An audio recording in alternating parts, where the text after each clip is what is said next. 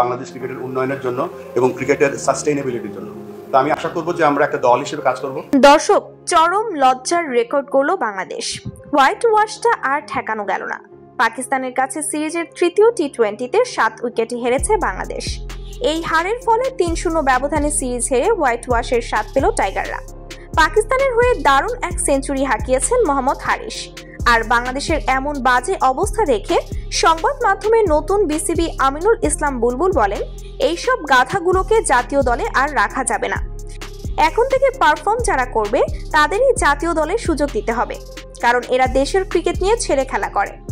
সুতরাং পারফর্ম করা ছাড়া কাউকে আর সুযোগ নয়। দর্শক, বিস্তারিত জানুন পুরো প্রতিবেদনে।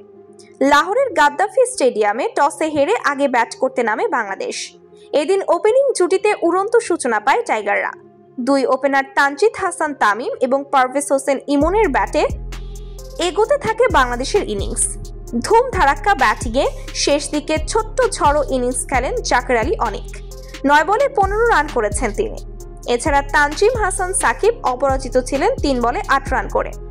নির্ধারিত 20 ওভার শেষে 6 উইকেট হারিয়ে 196 রানের সংগ্রহ দাঁড় করায় বাংলাদেশ।